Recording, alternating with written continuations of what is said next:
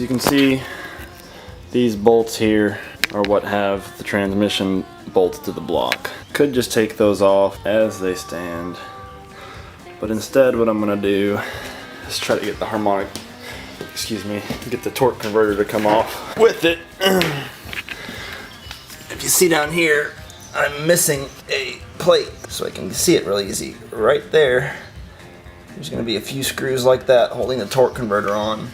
With the harmonic balancer up here, I can turn it and hand crank the engine to get those all in view one at a time, and take those off before I take the rear bolts off. And after that, hopefully the torque converter comes off with the transmission. Get it up on the stand. Gonna yank the distributor, gonna yank the Motorcraft carburetor, yank the valve covers off, and see how messy it is. Pull that whole intake off, because on these engines, the intake manifold comes halfway into the head, so the heads are actually fairly small, but the manifold itself is huge. And I've got an Edelbrock aluminum intake for it that's gonna work better and drop about 17 pounds off of the engine weight. Alright, we have the engine on the stand. Spray it off, take the intake off, pull the valve covers, get it down to the short block. And the real impressive thing is how filthy this transmission is. C6 with just years and years of crazy oil and grease all over it. Spray it off, clean it up, see what we got. Well, I got the transmission cleaned up a bit. Turns out it's not black. Popping open the valve covers now. You can see pretty gross stuff.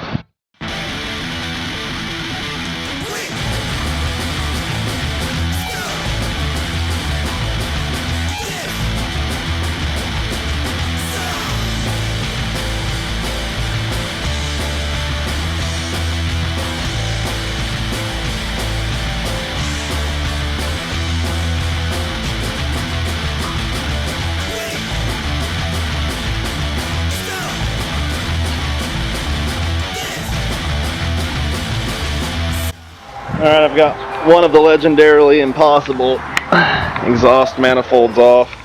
A lot of work, just rock it back and forth, blaster back and forth. Dropped it off. But the real son of a bitch is still on there. Somebody put Allen keys on here, and they are in.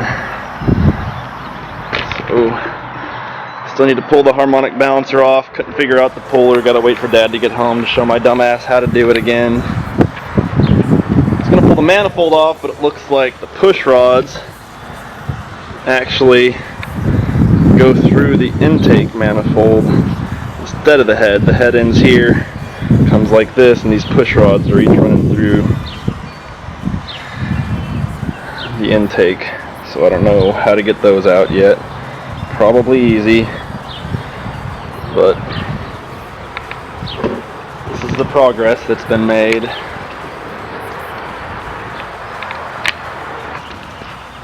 Manifolds off on both sides. Block pretty much cleaned up. Pretty much got all the oil and grease off this thing. Intake is cleaned up.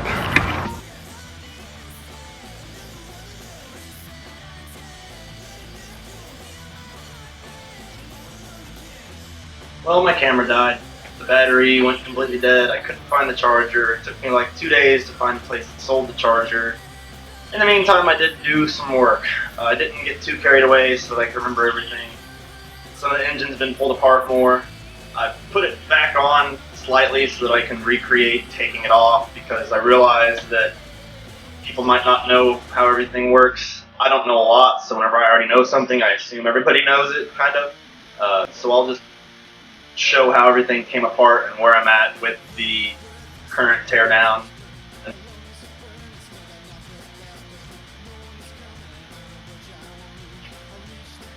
Well, here it is as it stands.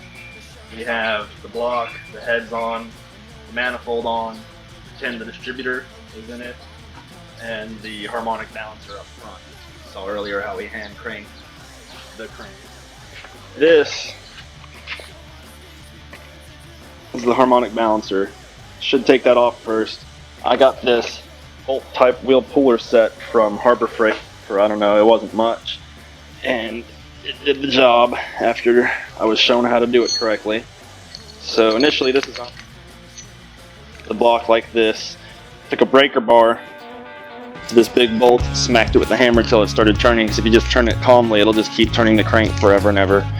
And after that, this goes on. You select the appropriate bolts for your application, which for me were these. So I would screw these down here. Then when you line it up, you can move it around to where it lines up with the proper holes, which I actually did wrong. But then this big bolt, you can select one of these stoppers, pop in the end, and then when all these 3 bolts have been put into this can be threaded through here and then cranked on with the breaker bar or ratchet or whatever. And as this bar is pulled through the puller, since those are bolted down in other 3 places, this wheel pulls off the crank, and that's the only way to get it off. It seemed kind of mind-blowing to me, just having it explained like that, but once I did it, that did make sense. So hopefully that makes sense to you. After you pulled the harmonic balancer, you can then take the timing chain cover off, which is self-explanatory, bolts all around. When that comes off, you'll see this. This right here will be fastened in, and it looks lopsided because it is. What this does is it turns and it lopes like that, all awkward, because there's a arm for the mechanical fuel pump, and that's how it pumps fuel. This is the fuel pump, and this is the fuel pump arm that gets pushed up and down. If you have an electronic fuel pump, then you can just take this off and pop a spacer in there. But that is unique to Ford. Chevy is all done internally, apparently. So my dad tells me. I took a bag and wrote timing on it, so all the timing cover components go into this bag. The dipstick, you can just yank right out of the side. Dad told me to, put it off somewhere where it wouldn't get bent and messed up, so naturally I proceeded to immediately lose it. Otherwise I'd show you exactly how it pops off. But yeah, just, grab and yank. I'm sure most of you can figure that out.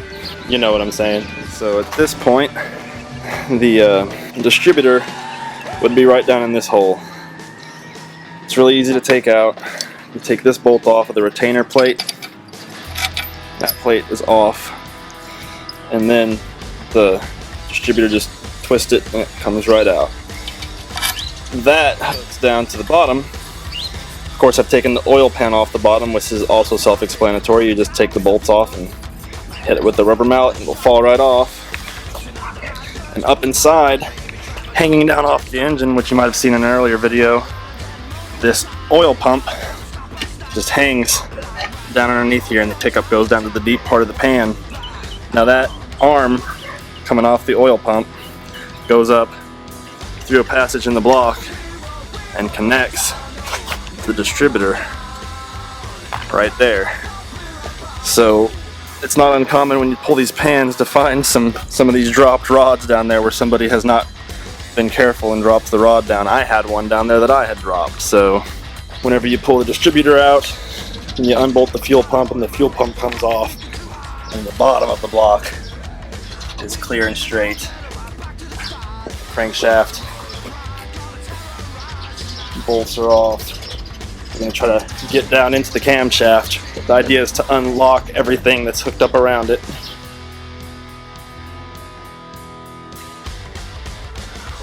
Okay, you'll probably recall in the last video, I couldn't take this intake manifold off because the head meets right here, and these push rods ran down passages that were actually in the intake manifold as opposed to the head, and it was blowing my mind. My father looked at it for 3 seconds and then told me how it worked. So these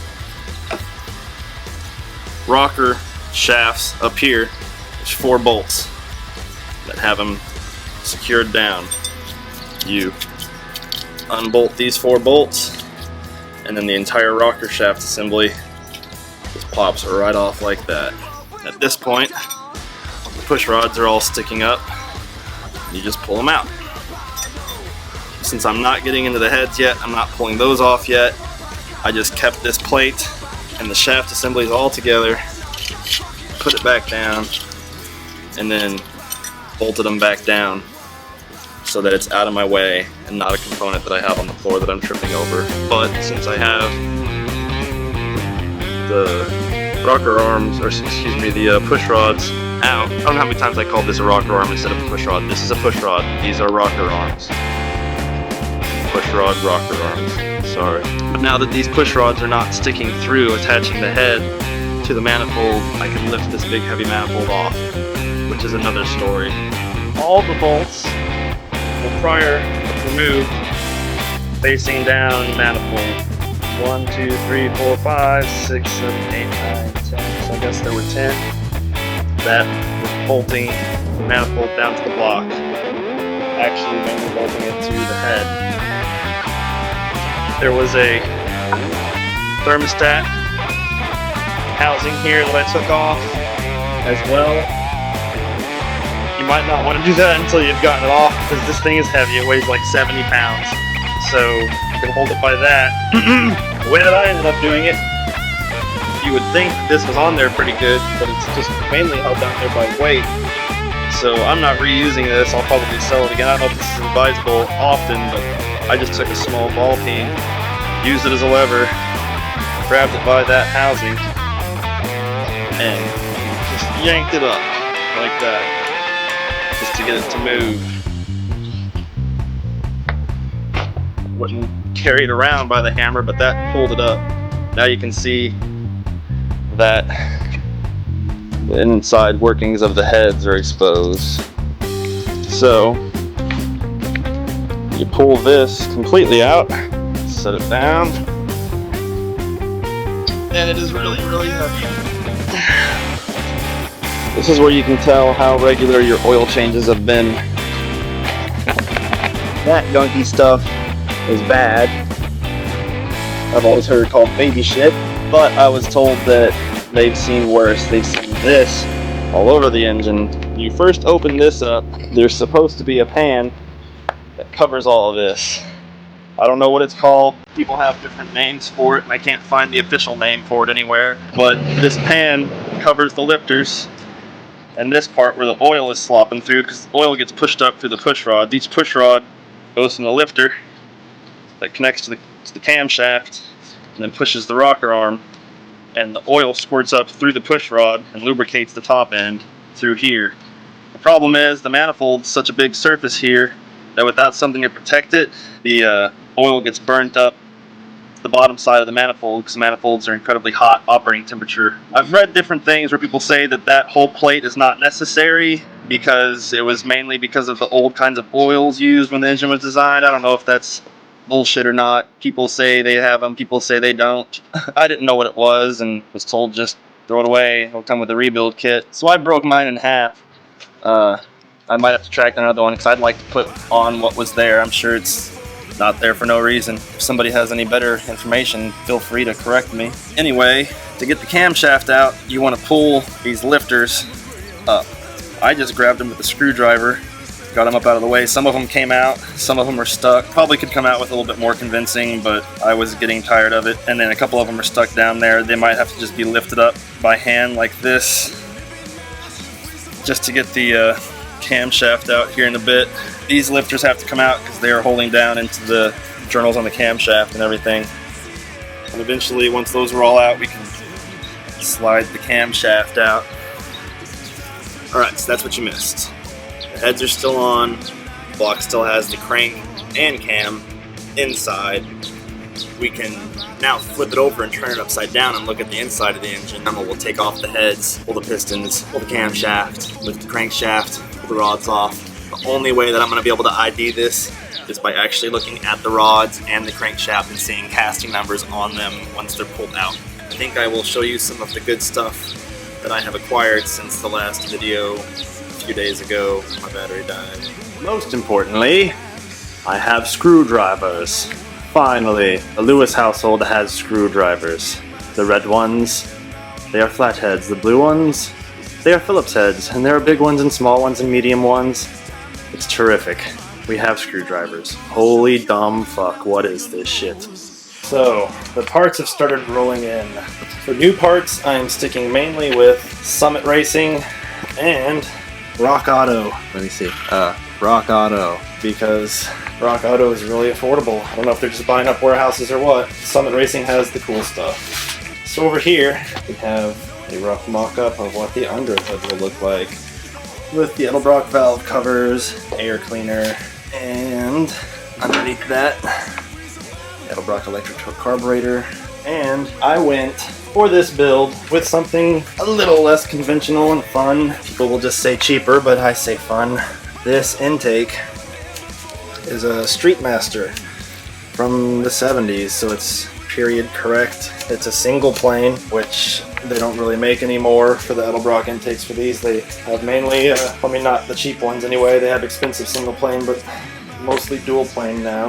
I think it's gonna look cool. I'm thinking about painting the block Ford blue, keeping the intake just aluminum like it is, the rest of the stuff black. It's gonna look good. Courtesy of Rock Auto, here's what I'm going for with the ignition. The stock distributor you saw earlier, you can get a kit, take the points out, and put an electronic ignition in it. A lot of these kits are like $150. I don't know, I'm sure there's a lot of performance things going on and everything, but I was just thinking, damn, that's a lot. So, you see inside here, this is an electronic ignition. This is a high output coil, a little bit hotter than stock, and this is the electronic ignition control module that you wire in to the distributor and your battery. So all of this together was $90 before shipping, I think. Just somewhere around $90, $92 or something like that. That is absolutely a good deal if you ask me. So if you are looking for not so super hopped up race parts, just some kind of nicer OEM or some resto mod stuff like here where we're taking the points and putting electronic, but you don't really need something that's gonna breathe fire, Rock Auto has just got all kinds of stuff for a really reasonable price, and they have lots of things on closeout and clearance pretty consistently. I've gotten a lot of stuff from there already. Also from Edelbrock and Summit, I have the Performance D-Link double roller timing chain setup, which is a must. You can see double chain, and there's a lot of different options to go with these. The standard is the Cloyer. I figure everything else is Edelbrock. I already had free shipping in that cart. Why not just go all out and have another box that says Edelbrock? Because that's what matters, right? Maybe one of the more important things to show that I purchased is my small library. I joked that instead of putting a gun rack in my back window like a good redneck, I should just have a bookshelf. This one's referred to as the FE Bible. A lot of good stuff about overhauling an engine. Only thing is, some of his numbers for identifications, specifically for the 360 to 390, like I needed the book for, are in dispute on the internet, so there might be a few things that are wrong here and there, but overall in the approach, it's understandable and a good book. The how to repair and rebuild and modify Ford C4 and C6 transmissions, which are the only automatic transmissions that you are going to potentially have. Engine blueprinting, which just kind of explains engine components and how they relate and how to build your engine for different purposes. Ford differentials, the Bible for the 9-inch and the 8.8-inch Ford rear ends. And of course, you can get these on eBay from time to time. The guy that I got these from wanted like $50 each for them, or best offer. I offered him 15 bucks each, and he sold all of them. These are the original factory service manuals, which just go an incredible depth about everything that you could imagine on any truck in that year. And I have the ones for 1973. So I have the body and electrical, volume 1, which is chassis, which is massive, and volume 2, engine. So I also have the Haynes or Chilton manuals or whatever, which are awesome for basic stuff, but between those and all of these, if it's not in there, it's not known. Engine disassembly day 2, the lower end. Today we will cover removal of the crankshaft, removal of the pistons, removal of the piston connecting rods, removing the lifters, camshaft. It's already been done, as you can see. This is the bare block, with the exception of the grounding strap and some freeze plugs. It's down. So today's video is different. You might see me jump in and explain something with this kind of lighting after it's already been done and on the floor everywhere around me, because I just kind of recorded the whole day without really talking to the camera much. So it'll be a lot of fast forwarding through the actual process. You'll get to see it all happen as opposed to me talking about it after it's done. So I'll walk around with the camera here in a minute looking at different stuff and pointing things out, and then maybe after I start editing the video I'll notice some things I need to say, and then you'll just be a totally different surrounding. But whatever this is, engine disassembly complete. And we have some identification we'll throw in there. When you take the heads off, there's 10 bolts. They're really torqued on, so use a breaker bar.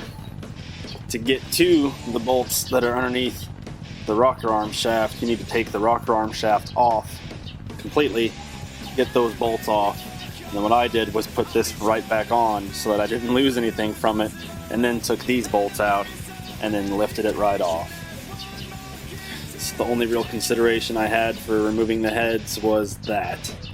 Just taking those off first to get to those bolts, then putting them back. Now they're just completely here in cohesive units that I didn't get mixed up or anything like that. The head bolts, if you want to use the same head bolts when you rebuild the engine, you need to make a little cardboard diagram of where they went, because you want to put the same ones back in, because that's where the engine's used to having everything. So I just took cardboard and drew it, and then you know, which direction everything is, and then pop them in there.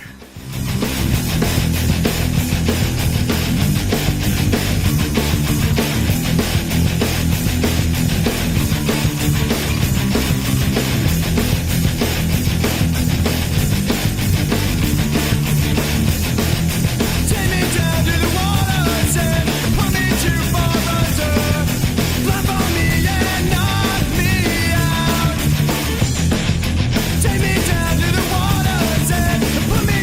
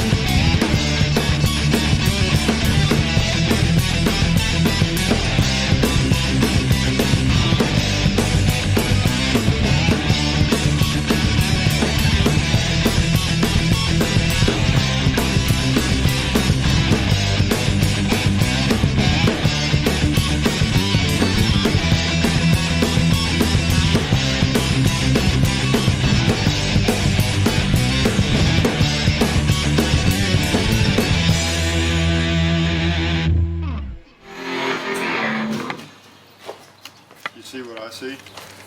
The rear one fouled all to hell.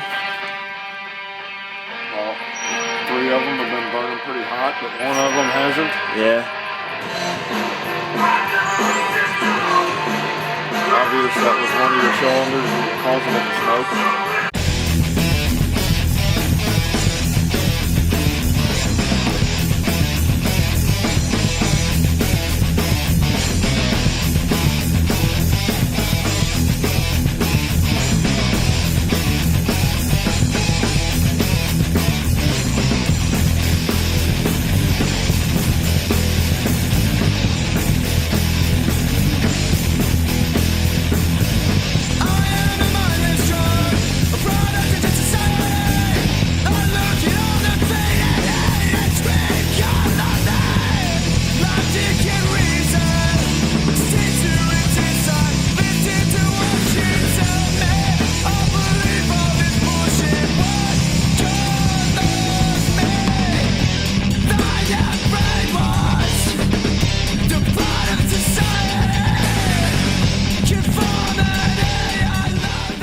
Wasn't running good, huh?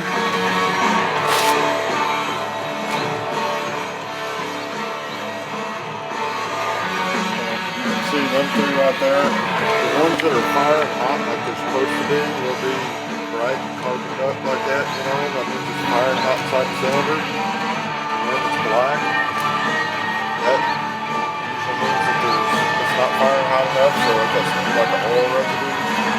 Yeah. And then you're probably getting oil past the rings. Or would it smoke when you first started it and then stop, or would it only smoke whenever you were? I never noticed much. I never noticed much smoke at all. Well, it smoked like hell the day I drove it and took off. If it smoked whenever you first started and then it kind of stops, it's usually a valve seal and the valve stems of the heads. These over here, these 2 were hot, and the rear 2 were wet. A little bit weak, so you probably had some oil rings that were allowing some of the oil to get passed through. You know, and that's what will foul out your plug. That plug was probably fouled out and it wasn't firing hot enough because it had a bad miss on it. The lifters are just a son of a bitch. You have to just push them up, and I just used the vice grip and got a little bit of a grip on them and just worked them and worked them. It took a lot of energy, but the reason that they're so stuck is because they've got that carbon buildup on them, and it's just a really, really tough fit, so expect to have to fight them. It's just gonna happen.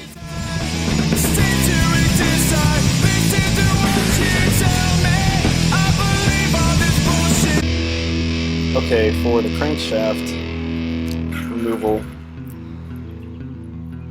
these caps that hold the crankshaft in had the arrows all facing in the same direction, facing forward.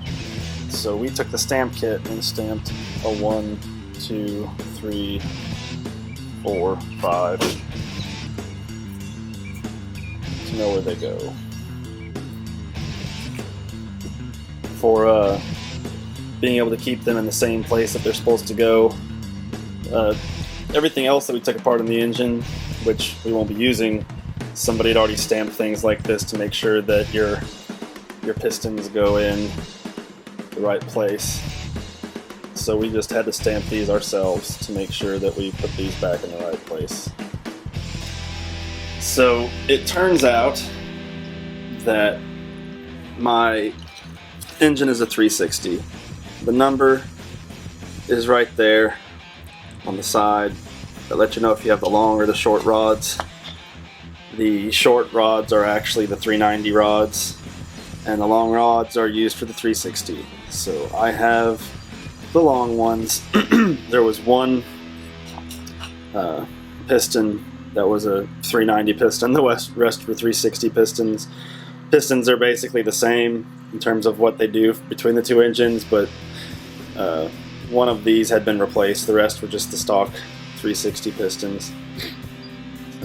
If you were going to be reusing the same arms or connecting rods, you would want to do what somebody else had already done, and they stamped Okay, right here, I don't know if you can see it or not, there's a 3 stamped here and a 3 stamped here. So they always know that this is the 3 piston and that this clip goes with this one. So if I was going to reuse these and it hadn't been done, I would have stamped them, but somebody else already stamped them. And it's just also easy to do that during disassembly to make sure you keep the pieces together. It was already done here. These are going to go somewhere else. I'll probably just sell the rods if somebody wants them. When you're taking them out, you just have to be careful not to nick your crankshaft with the threaded parts, and just push them out. You have to fight them a little bit, but I got hit in the knee or the leg pretty good because one of them fell out really hard and hit me, so be aware of that as a precaution.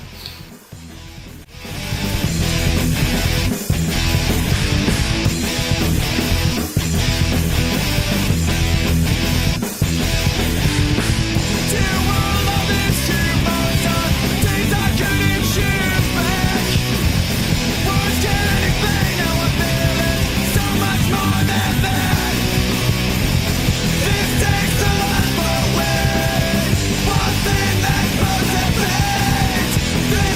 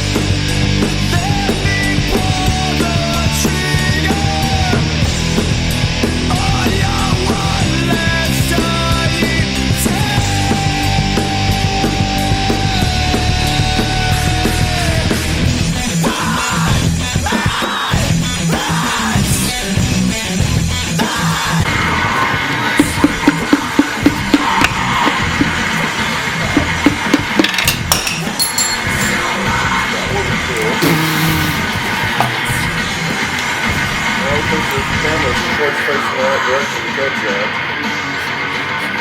Nothing to see here.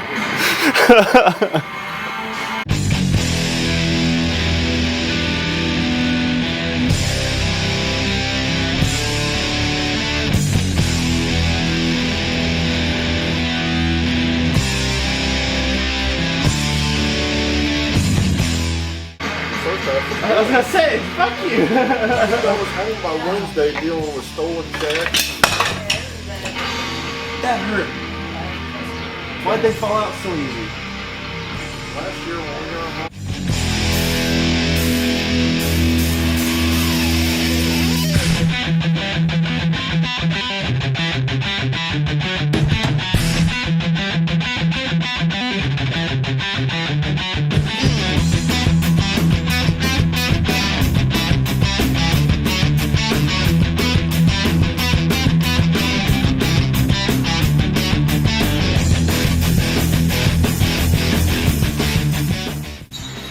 You can probably see right here, there's a tube, and then here,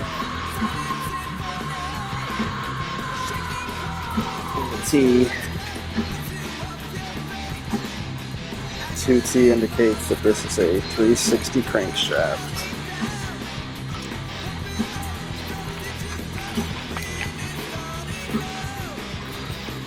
Anybody need one?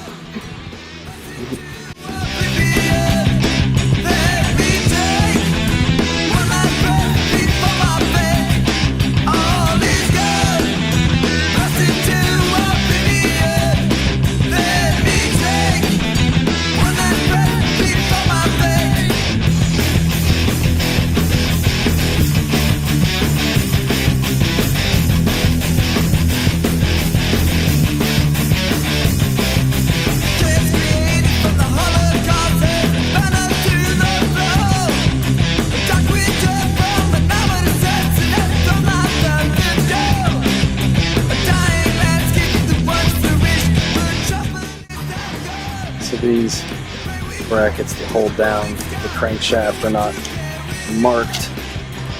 So we're going to use a punch set and mark them so we put them in the right place always.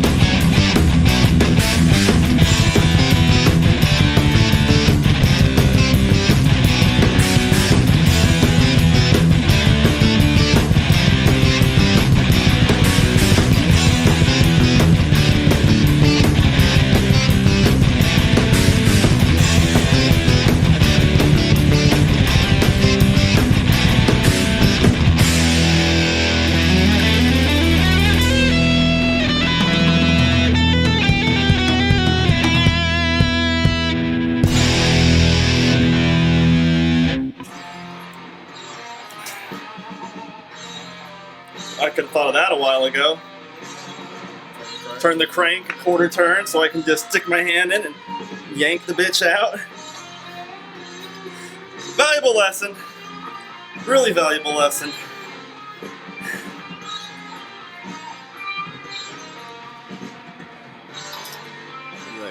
crankshaft itself just pretty much lifts right out. Just be careful with it because you're probably reusing yours. I was treating mine as if I'm reusing it.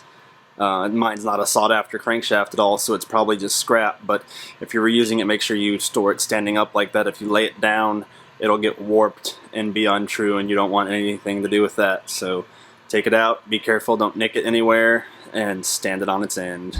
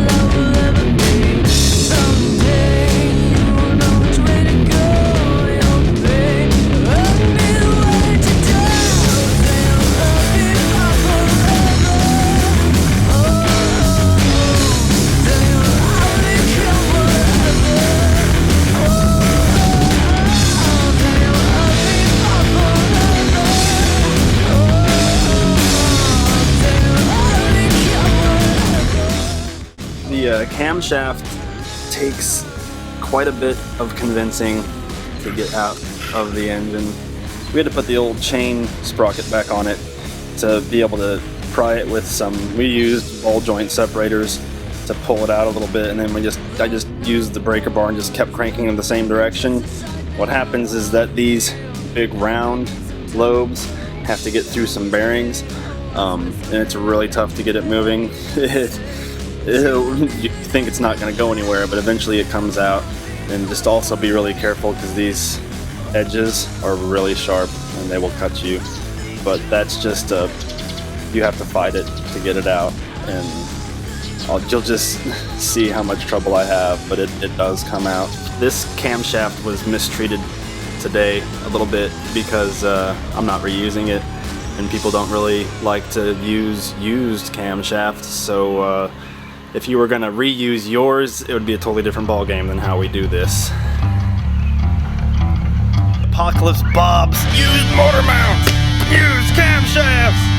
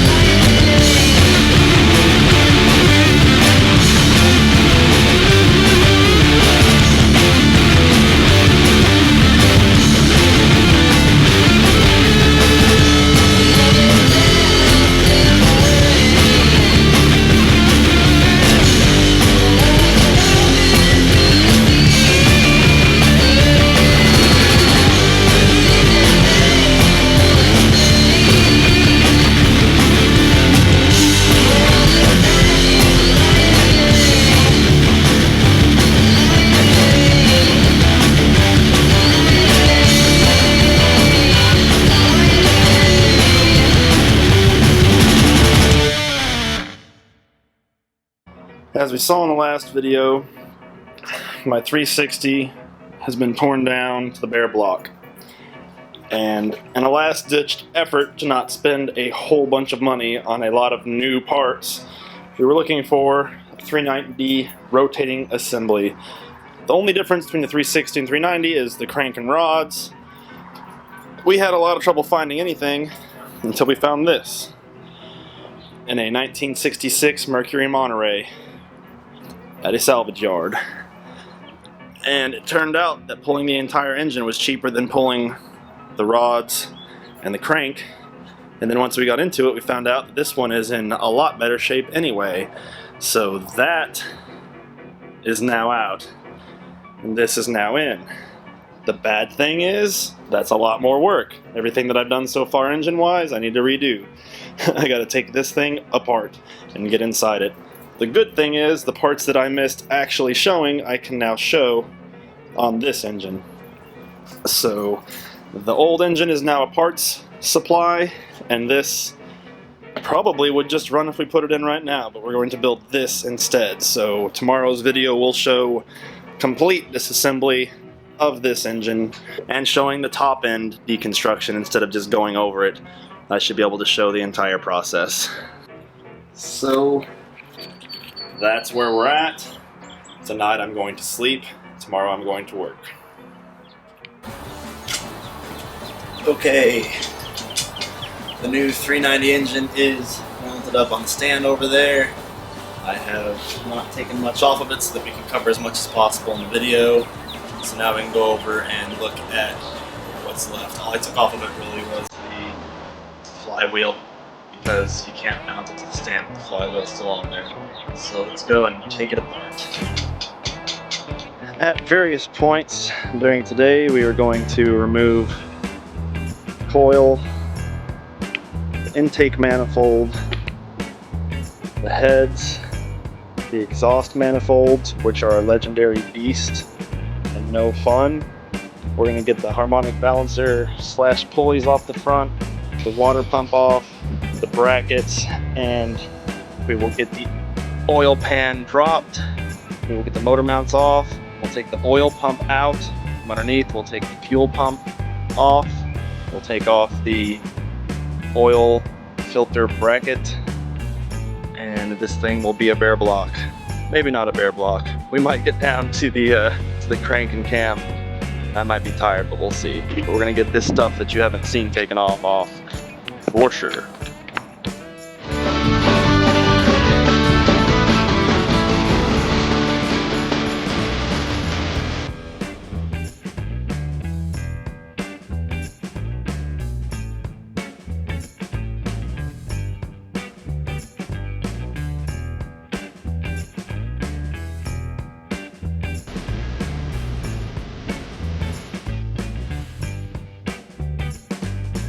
Alright, now you can see crankshaft up there and the fuel pump, or the oil pump pickup tube, the oil pump that goes straight up. So now we're going to unbolt this, take it down just to get it out of the way.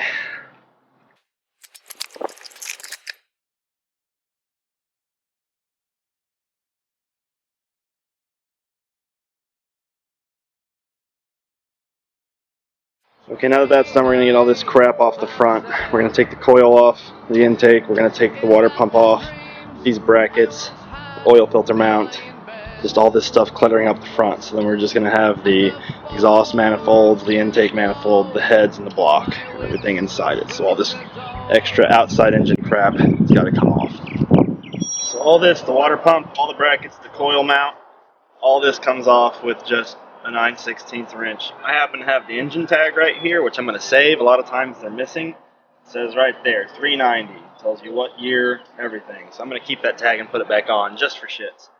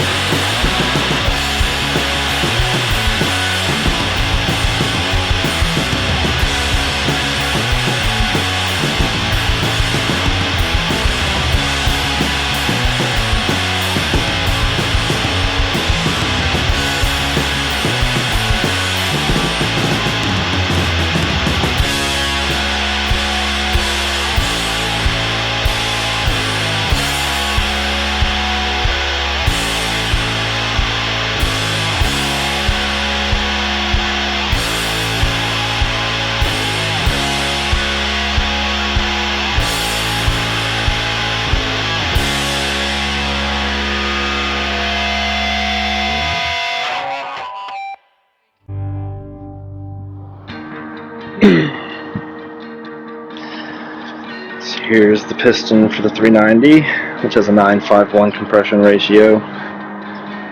The flat top as opposed to the 360 ones, you can see the difference.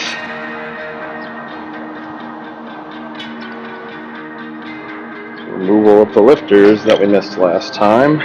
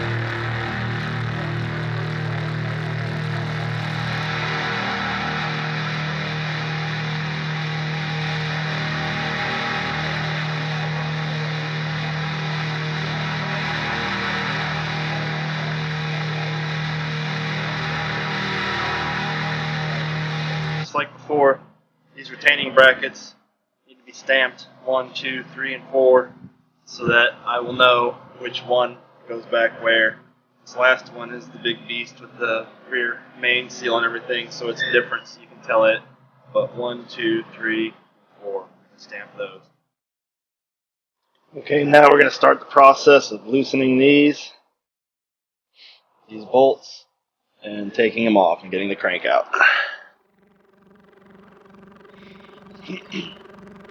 So okay, as we went over before, you don't want to just go down the line loosening these because you'll put uneven pressure on the crank and warp it. The crank's really sensitive whenever you store it. You got to store it standing up instead of laying down because it will warp.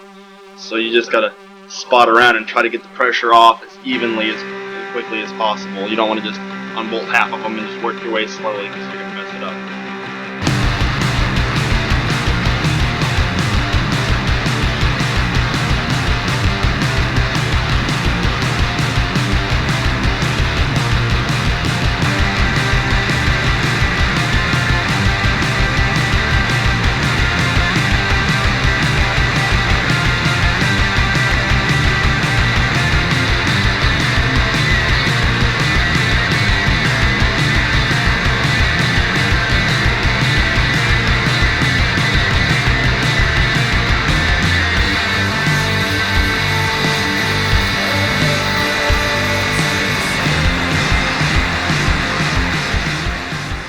I missed an important step here that will present issues in getting the crank out cleanly, and that is that I never removed the timing set, which is a no-no, so I guess we'll do that now.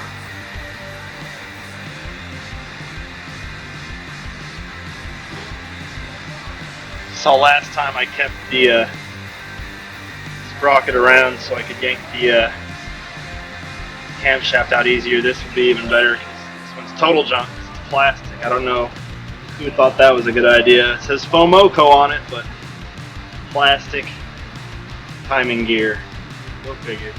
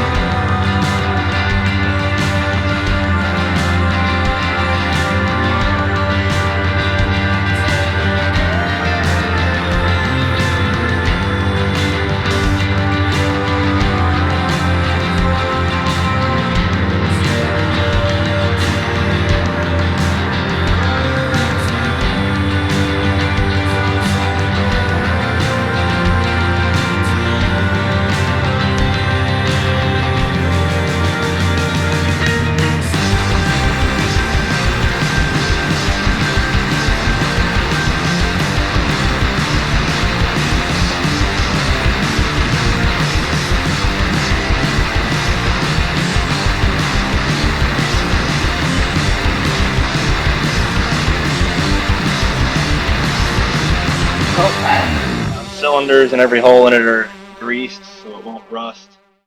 I have the crankshaft greased, wrapped in paper and taped up to keep it, trying to keep it safe. And 2 engines completely tore down. Well, it's ready. It's the original 360 block. It's a little bit sturdier because it's got these ribs in the side for the reinforced water jacket. So if this block will work, that's the one we're going to use. In here, I have all 390 rods ready to be reconditioned to go into this block, and the crankshaft is sitting over there wrapped up in paper and ready to be strapped to the seatbelt next to me.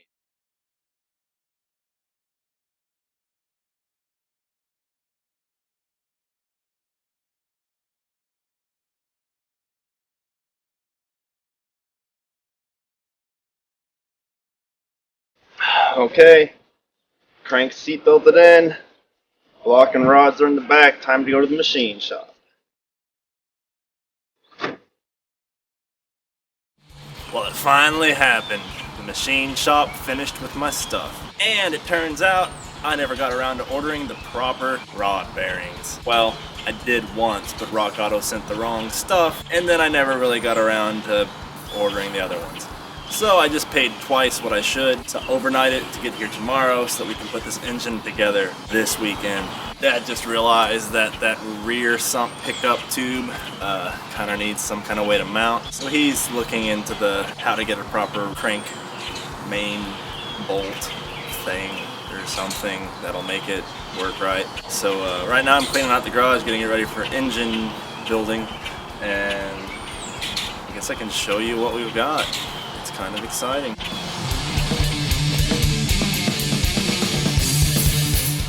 Alright, there, seat bolted in, you see the 390 crankshaft. Turned out it needed to be polished and turned, so it is now 10 1,000ths undersized or something like that. Whatever 10 under means, that's what it is. So that meant that these beautiful rods needed to be reconditioned as well. So they're 10 under. We had the machine shop go ahead, and they graciously did so without extra charge because they took 2 months to do my stuff. Went ahead and put the brand new 40 over pistons on there. There's a little bit of a weird thing you got to do with the top piston ring where we got to gap it. We'll explain that later in the engine building section, but these are all together and good to go.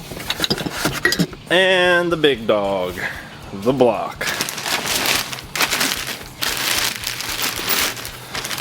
So this beautiful bitch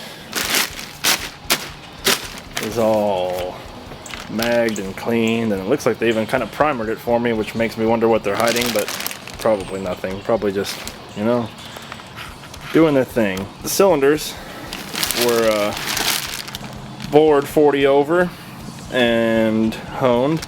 They were bored 40 over because one of the cylinders had a broken ring before, and it had some ring slap going on and some ring groove wear, so 40 over was about what we were willing to do without having to consider a different block. So we got the block with the reinforced water jacket, bored 40 over. Eventually I'll do a full engine rundown of what our new displacement will be based on that, and potential power based on the cam and everything, but machine shop work is done. It is back.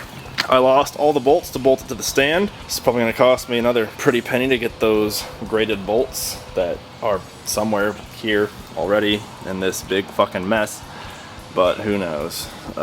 So this weekend we're going to bolt it in and build it, and then hopefully in the next week or so we'll put that bad boy in this mean looking son of a bitch, and we will have some nice 50-year-old power.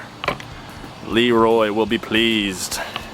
He's tired of being light up front. So currently I'm in the process of getting the garage ready for engine building because it was cleaned comparatively to where it's been, but still kind of messy. So cleaning out the back of the truck, which has kind of turned into the catch-all for bullshit, and cleaning up the garage so that we can know what's going on.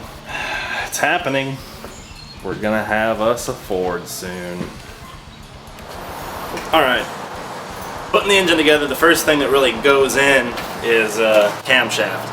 So before we do that, let's talk about oil. Back in the 60s, 70s, when this was made, there was a lot more zinc in the oil. The problem with that ended up being that it clogs up catalytic converters and it clogs up O2 sensors, and that's all kinds of stuff that's in modern cars that's not in this. So they've taken a lot of the zinc out. If you look it up, how to properly break in your camshaft online, you'll find lists of different kinds of oils to use. I'm told that this break-in oil with high zinc is something that should be ran in this old engine for the life of the engine. You can get zinc additives to throw in there, but it's better just to use the actual high zinc oil. What I have is this royal purple break-in oil. I just have 1 quart right now because the engine's not going to be running anytime soon. But what I am going to do is put some of this into a cup and then put all of the lifters into that cup just to soak them up. The break-in, these harden, and the camshaft hardens. That's the most vital part of the engine break-in. So just to get it ready, I'm going to soak those in this oil while we start putting the rest of it together, so that whenever it comes time to actually break in the engine, pop these in, they're good to go.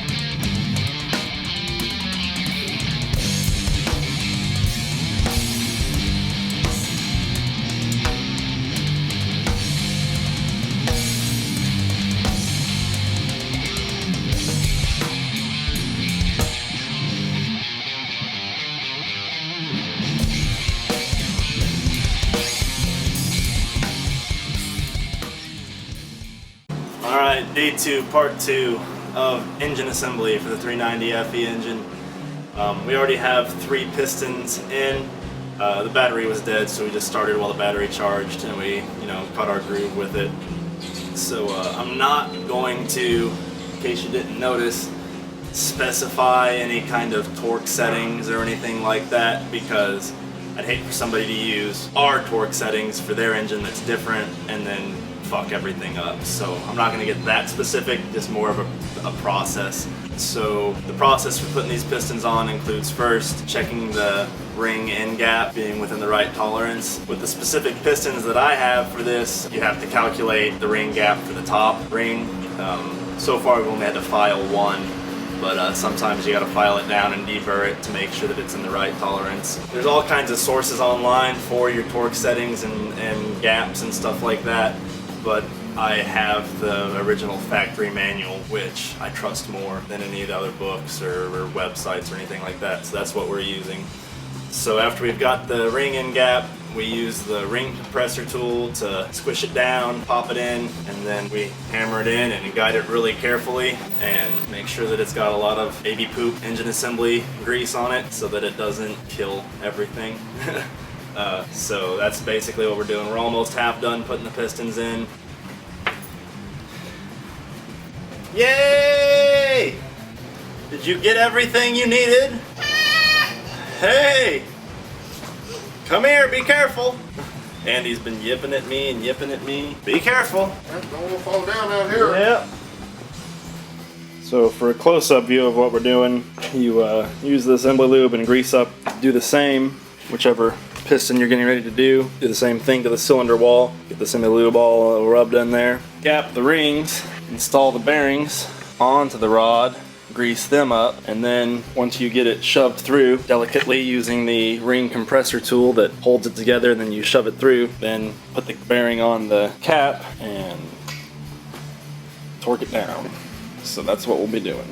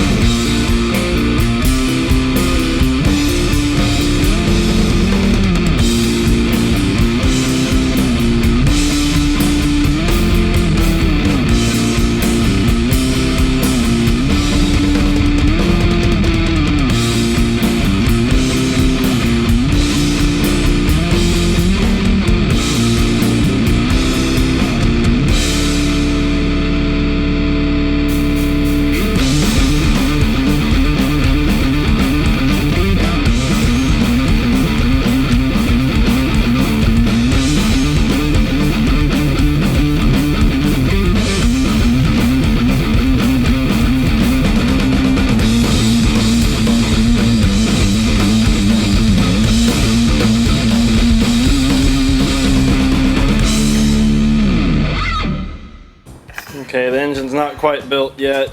We're waiting on a few parts to finish it off, but we're gonna go ahead and get it painted and pretty. Got some stuff taped off, threw some old plugs in to keep the paint out of the heads. Get ready to wheel this out and paint it. Timing cover's already painted. We're installing the seal in it now. The water pump is painted. So we're gonna be going Ford blue, of course. I got kind of a 3-step process going on for it. First one, this prep spray stuff gets the oil and crap off of it. Then the engine enamel primer, which is supposed to be an etch primer that helps adhesion for the actual blue paint for 2 layers, and then a layer of gloss.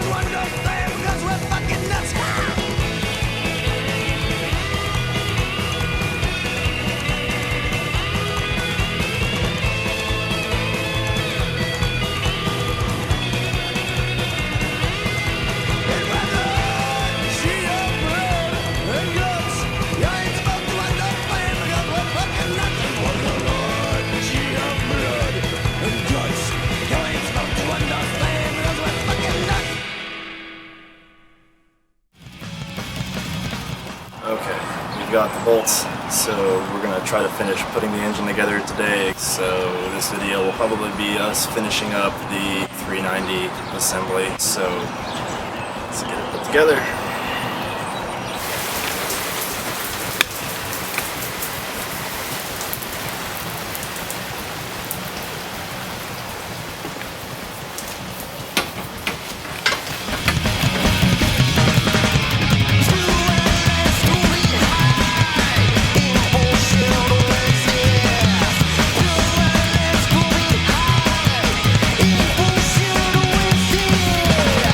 Got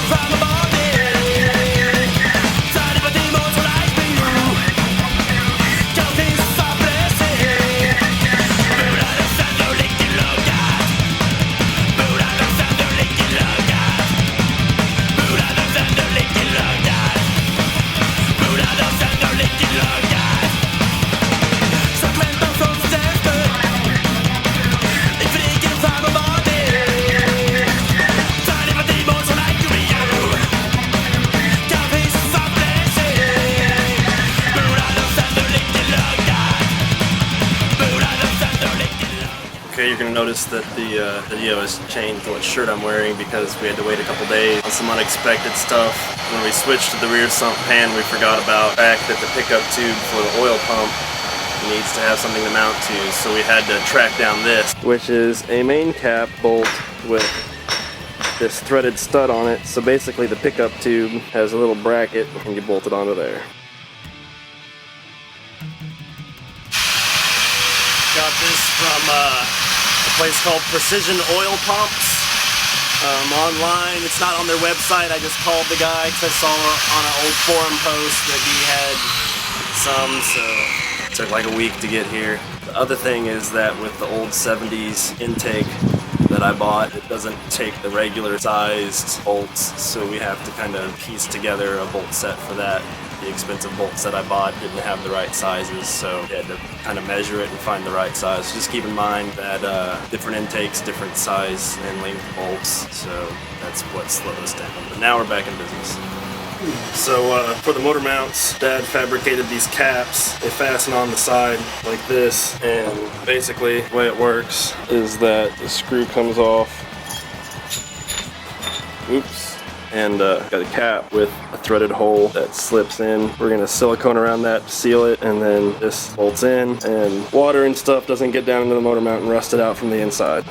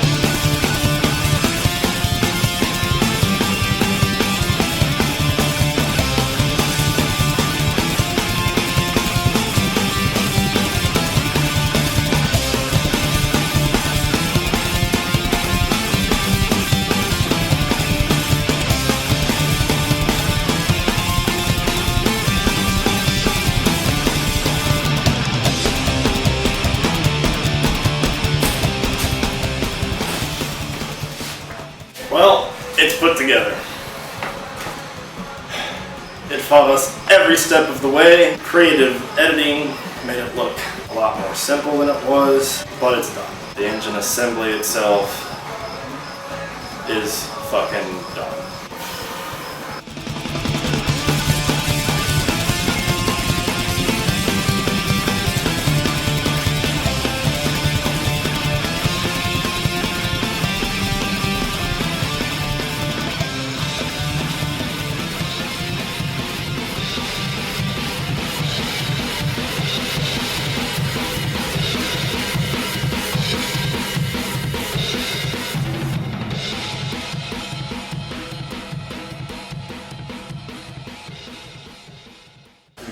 No problem. It wasn't heavy as fuck or anything. I was gonna help you, but you just took off with it. Today's event's already in progress. All right. Are priming the torque converter, putting it on, marrying the engine and transmission, putting them the fuck in.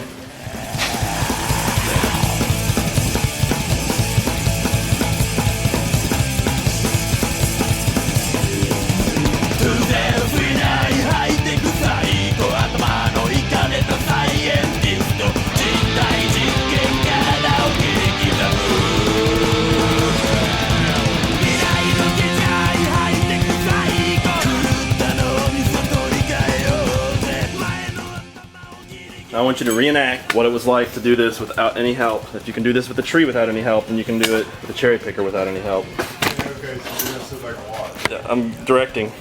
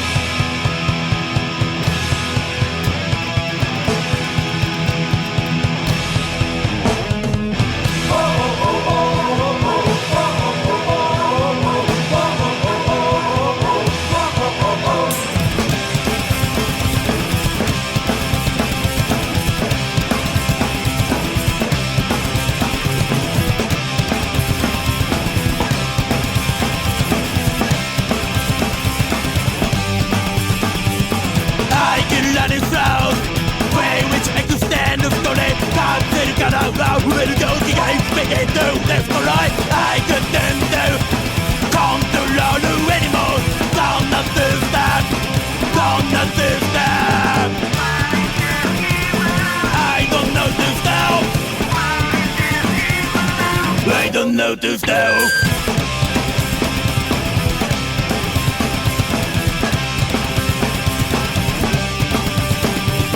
I can run itself way which extend the story. Come to the cara, let it go. I begin to left to right. I couldn't do.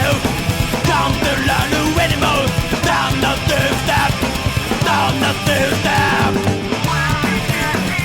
Alright, before we start this video, just wanted to say thanks to whatever your name was, one of the viewers that is building a 390 himself for I think his Galaxy or something. Noticed on our assembly video that the splash guards in the head were backwards. We had all kinds of issues that day that we were fighting through, so slipped past us. Sure as shit, they were both backwards. So we had to pull the valve covers and swap them around.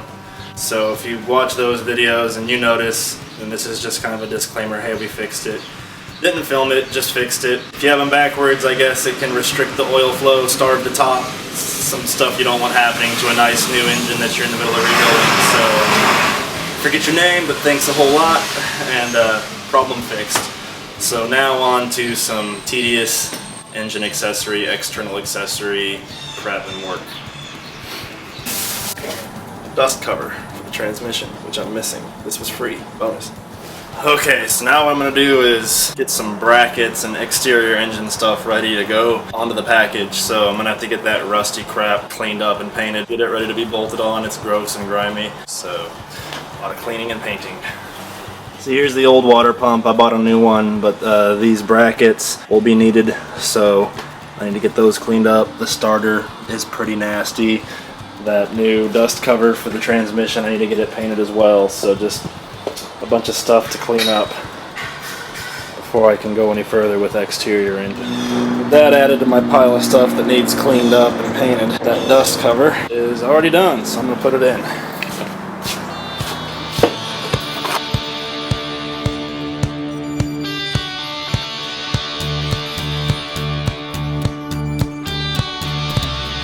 Alright, here's the progress with some pulleys and brackets nice and painted. Stuff's pretty grimy, so it's slow going.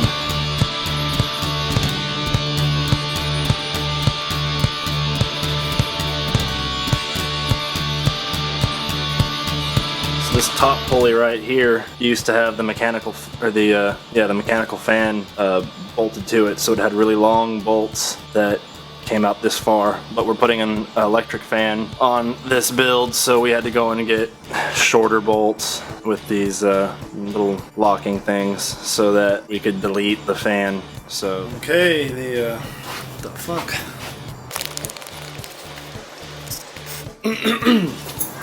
Front of the engine looks better. Got most of the pulleys and brackets cleaned up, painted, and installed. Put the dipstick in the transmission and the speedo cable, and hook up the lines and then dump some transmission fluid in it. Slow going, but some progress. Looks better. Looks more like an engine.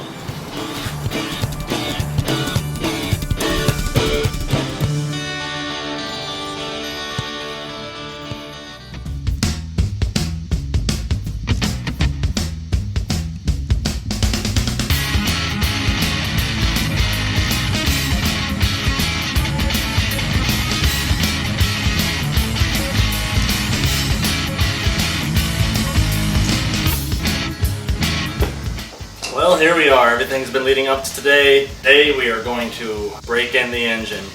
We're going to follow the instructions that came with Lunati camshaft and some online resources on breaking in a flat tappet cam. It's going to take probably 20 minutes to half an hour. The exhaust isn't hooked up, it's just straight headers, so it's going to be really loud. Went around and warned the neighbors that we're going to be making a lot of noise for about half an hour. If this goes well, then the engine will be broken in. By the end of the day, if it goes poorly, then I don't even want to fucking think about it. But that's what we're doing today, breaking this thing in. So fingers crossed. So $2 grand. Work it up to $3 grand. You have to figure out how to hold your tack. You have to hold it with your hand and watch it. Yeah. I'm running the throttle to start it. Once it's started, you're taking over. Okay. Don't let it stay steady, just go back and forth between 2 and 3. It doesn't mean up and down, it means gradually up and down.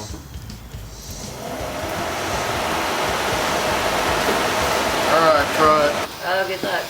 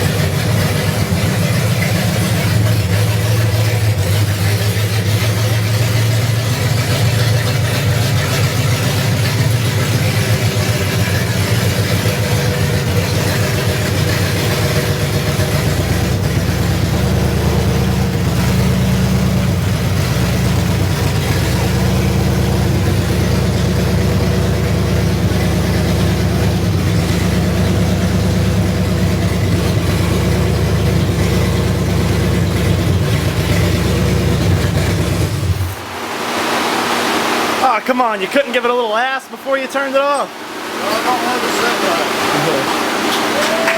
Yeah. I'm gonna let it cool down some. Yeah, it was running pretty hot there for a minute.